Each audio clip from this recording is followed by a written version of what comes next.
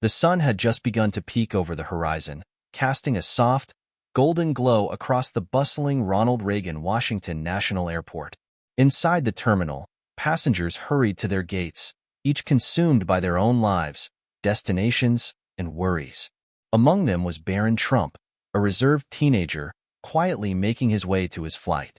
Clad in a simple outfit that belied his family's fame, Barron carried himself with a quiet dignity.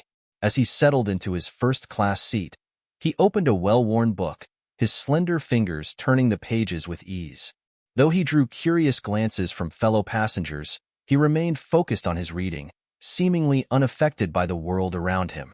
At the same time, an elderly man entered the cabin.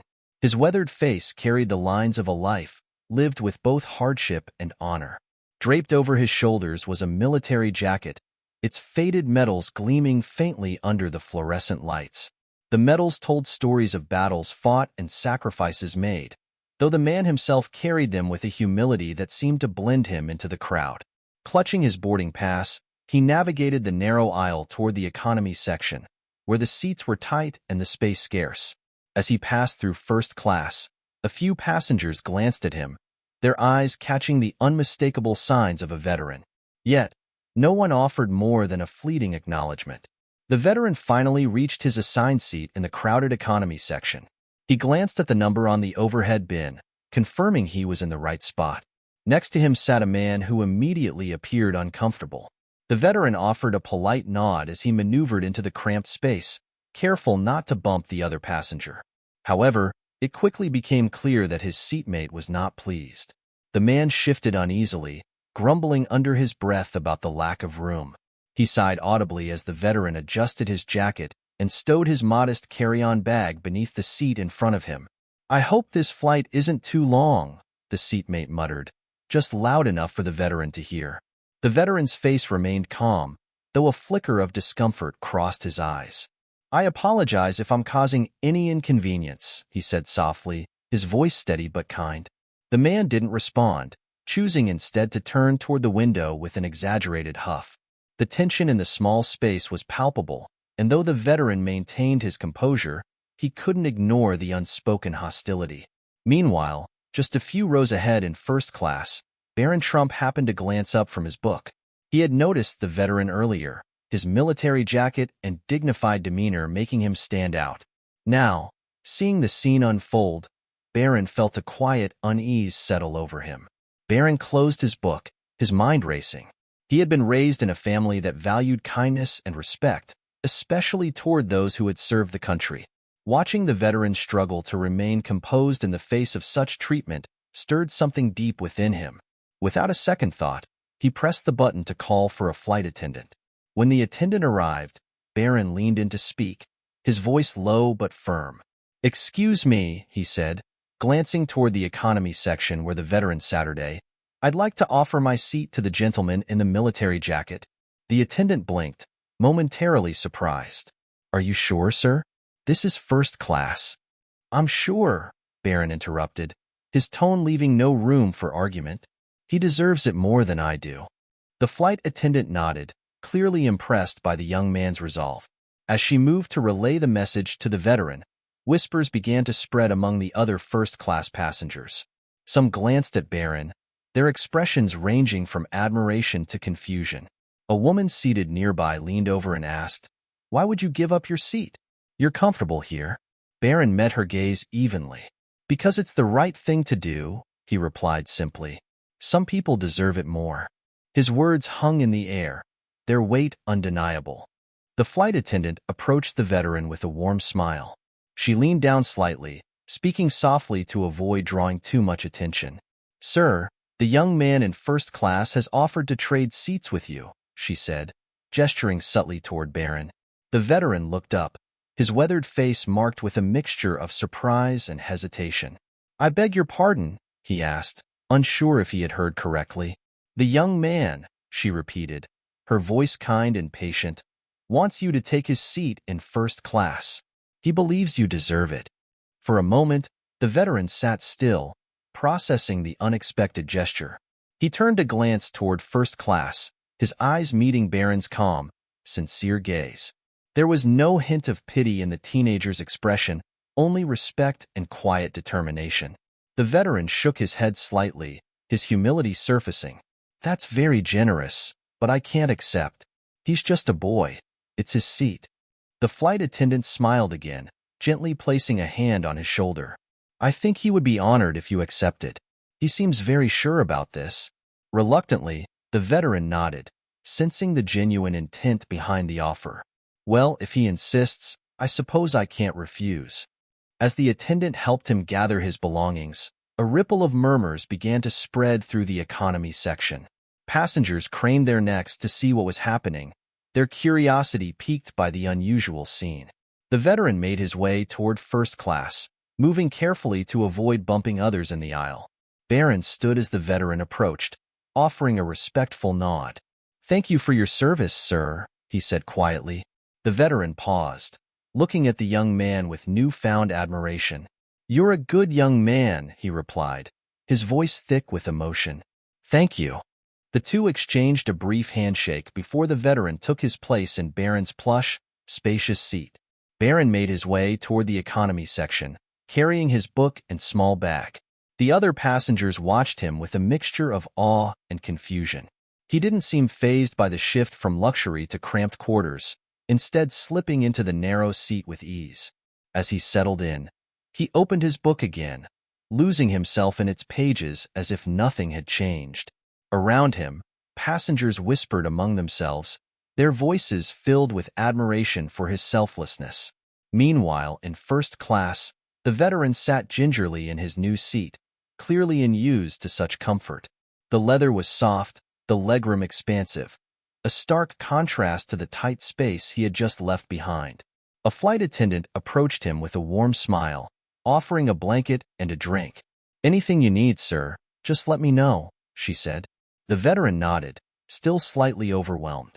He glanced out the window, the clouds beginning to roll past as the plane climbed higher into the sky. For the first time in years, he felt truly seen and appreciated. As the plane reached cruising altitude, the veteran turned to the woman seated next to him in first class. She was a kind-looking woman in her 50s, wearing a smart blazer and glasses. Sensing that she was open to conversation, the veteran smiled politely. "Quite a gesture, wasn't it?" he said, referring to Barron's act of kindness. The woman nodded, her eyes warm. "It was remarkable. It's not every day you see something like that." The veteran hesitated, then began to share his story. "You know, years ago, after I came back from Vietnam, I was in a rough place. I had no job, no home, and I wasn't sure how to start over. I was proud of my service, but it didn't pay the bills." The woman listened intently, her expression softening as he continued. "One day, I met a man named Fred Trump. I don't know why, but he took a chance on me. Gave me a place to live, a job to get back on my feet. He didn't ask for anything in return. Just said, 'You served this country. It's the least we can do.'" The woman's eyes widened. "Fred Trump? You mean?" "Yes," the veteran confirmed, his voice steady but emotional. "Barron Trump's grandfather." The revelation sent a ripple of astonishment through the first-class cabin as passengers nearby, eavesdropping on the conversation, began to realize the connection. The veteran's voice carried a deep reverence as he recounted his past, unaware that more and more passengers were leaning in to listen. "Fred Trump didn't know me. I was just another soldier trying to piece my life together after the war. But he looked me in the eye, shook my hand, and said, 'You've done enough for this country. Now let me help you.'" The woman seated beside him placed a hand over her heart, visibly moved. "That's incredible. He must have made a huge difference in your life." The veteran nodded, his gaze distant as if seeing the memories play out before him. "He did. He gave me dignity when I'd lost it. That job allowed me to rebuild everything. My confidence, my career, my family. I've never forgotten what he did for me." Nearby passengers began to exchange glances, the weight of the story sinking in. One man leaned closer to his wife and whispered, "Did you hear that? The kid's grandfather helped this man after Vietnam." Another passenger, a young woman with earbuds dangling from her ears, leaned toward her row mate and murmured, "And now his grandson just gave him his seat." It's like a full circle of kindness. The whispers spread like wildfire through the cabin, each person touched by the unexpected connection. The veteran, unaware of the growing audience, continued. And to think, his grandson, a boy I'd never met, just offered me his seat. It feels like Fred's kindness lives on in him. The woman beside him smiled through misty eyes. Maybe it does. Maybe that's the legacy your story has created. A chain of kindness passed down from one generation to the next. The veteran looked down, his hand brushing the faded metals on his jacket. I've always tried to live by Fred's example. Help others where I can, even in small ways. I suppose this is proof that those small acts matter. The atmosphere in the cabin shifted as the veteran's story circulated. Passengers, once consumed by their own lives and destinations, began to reflect on their own experiences with kindness and compassion. A middle-aged man seated a few rows behind leaned forward and addressed the couple in front of him. My grandfather was a Vietnam veteran too. I never met him, but my dad used to say he was saved by the generosity of strangers when he came back. People gave him food, helped him find work. That's how he survived. The woman in front turned, her face lighting up with recognition. It's amazing how these small gestures ripple through time, isn't it? Someone helps one person, and it changes their whole family's future. A young mother seated nearby chimed in, bouncing her baby on her knee. My father always believed in paying it forward. He used to say, kindness doesn't just stop with you. It travels. She glanced toward Barron, seated quietly in economy, engrossed in his book. I think that young man understands that better than most adults.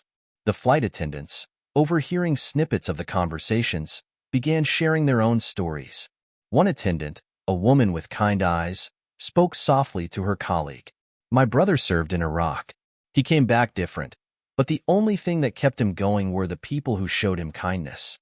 Letters, small acts of generosity, it all added up. The cabin, once filled with the hum of idle chatter, now buzzed with heartfelt exchanges. Passengers were no longer strangers, but part of a collective moment, bound by the threads of shared humanity. As the conversations deepened, the veteran sat quietly, listening to the voices around him. Each story resonated deeply, pulling him back to his own struggles and triumphs. He thought of the friends he had lost, the years he had spent trying to find his place in a world that had moved on without him. The flight attendant who had facilitated the seat switch approached him with a gentle smile. Would you like another drink, sir? The veteran nodded, but then paused. Thank you for everything. And that boy, Barron, he didn't have to do this. The flight attendant glanced toward the economy section, where Barron sat unassumingly. He has a good heart. I think he's just following what he believes is right. Nearby, passengers continued to share their own reflections. A businessman removed his headphones and leaned over to speak to his seatmate. You know, this reminds me of something my grandfather used to say, always do the right thing, even when no one's watching. That boy just proved it's not about who you are or what you have. It's about the choices you make. Another passenger, an older woman knitting a scarf, added, and sometimes those choices inspire others. Look at all of us now, talking about kindness instead of just staring at our phones. The cabin had transformed into a space of shared understanding. Tears glistened in some eyes, while others smiled quietly, lost in thought. The veteran looked out the window at the endless sky, feeling a deep sense of connection not just to the passengers around him, but to the generations of kindness that had brought him to this moment. As the plane continued its journey, a flight attendant quietly approached Barron in the economy section. He looked up from his book, his calm expression betraying no discomfort despite the crowded seat. Mr. Trump, the attendant began softly, I thought you might want to know. The veteran you gave your seat to, he has a connection to your family. Barron raised an eyebrow, intrigued. What kind of connection? He asked, setting his book aside. The attendant hesitated for a moment, then explained. He told us a story about your grandfather, Fred Trump. Decades ago, after the Vietnam War, your grandfather helped him rebuild his life. He gave him a job and a place to stay when no one else would. The veteran said it changed everything for him. He's never forgotten it. Barron's usually composed demeanor faltered slightly as the weight of the revelation hit him. He looked toward first class, Where the veteran now sat, the man's weathered face turned toward the window. For a moment, Barron said nothing, his mind processing the profound connection between his small gesture and his grandfather's legacy. Finally, he nodded, his voice quiet but resolute. "That's something, isn't it?" he murmured, more to himself than the attendant. "Thank you for telling me." The flight attendant smiled gently. "Your grandfather would have been proud of what you did today." Barron gave a faint smile, then returned to his book, though his thoughts were far from its pages. He reflected on the lessons he'd learned from his family, particularly his grandfather, a man he knew only through stories. It was a humbling moment, one that filled him with both pride and a sense of responsibility to live up to that legacy. As the plane began its descent, the veteran, now more relaxed in his first-class seat, glanced back toward the economy section. His eyes scanned the rows until they landed on Barron, who was quietly gathering his belongings. Once the plane touched down and the seatbelt sign turned off, the veteran stood and made his way back to where Barron sat.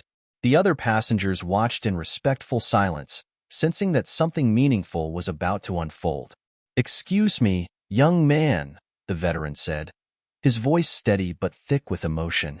Barron looked up, surprised but composed. "Yes, sir."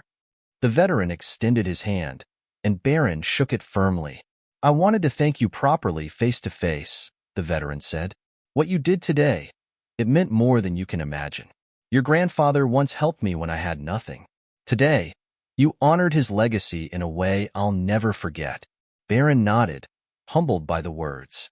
"It was the least I could do, sir. You've done so much for this country. You deserve it." The veteran smiled, his eyes glistening. "You're a remarkable young man, Barron.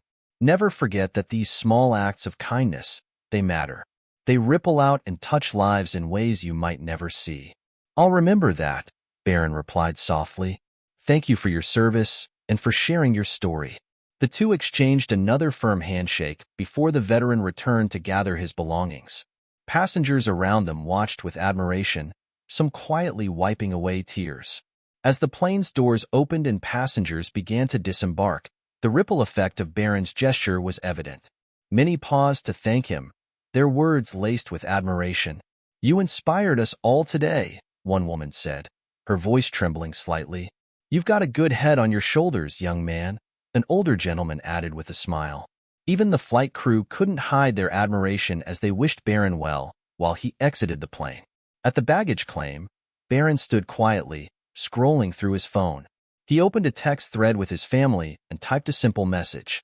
Grandpa would have been proud of today. As he hit send, Barron glanced around the busy airport, his thoughts lingering on the day's events. He had started the morning as a teenager quietly reading a book, but now he felt a deeper understanding of the impact of small, thoughtful actions. The veteran, standing across the baggage carousel, gave Barron a parting nod before disappearing into the crowd. For everyone on that flight, the day had become more than just a journey from one city to another. It was a reminder of the profound ways kindness could connect strangers, bridge generations, and leave lasting impressions. Barron took a deep breath and smiled to himself. He didn't need recognition or applause, just the knowledge that, for one brief moment, he had made a difference. The lesson was clear. Kindness, no matter how small, always mattered. On that flight, a simple act of kindness set off a chain of meaningful events, leaving a profound impact on everyone who witnessed it. From the quiet sacrifice of a teenager to the story of an old veteran once helped by a stranger, this tale is a testament to the power of compassion and the bonds that connect us all. Kindness isn't measured by wealth or fame, but by the moments we choose to put others before ourselves. Fred Trump, by helping a struggling veteran many years ago, sowed seeds of generosity. Decades later, his grandson, Barron, watered those seeds, allowing them to bloom once more. This story isn't just about kindness or gratitude. It's a reminder that even the smallest gestures can ripple outward, shaping the world in unexpected ways. A handshake, a heartfelt thank you, or the selfless offering of a first-class seat can inspire and leave a lasting impression. As Barron walked out of the airport, he carried no pride or fanfare. Instead, he carried a lesson about the value of compassion, a lesson he had unknowingly passed on to others. And so, the seeds of kindness will continue to be planted, blooming in places and moments we cannot foresee. Life, much like that flight, is full of opportunities to be the light in someone else's story. The question is, will we take those opportunities? Thank you so much for watching this heartwarming story all the way through. We hope it inspired you as much as it inspired us. If you enjoyed this video, don't forget to hit the like button and share it with friends and family. It helps spread the message of kindness and compassion. Make sure to subscribe to our channel and turn on the notification bell so you never miss a new story that uplifts and inspires. We've got plenty more coming your way. We appreciate your support and look forward to sharing more uplifting content with you. Thank you for being part of our community. See you in the next video.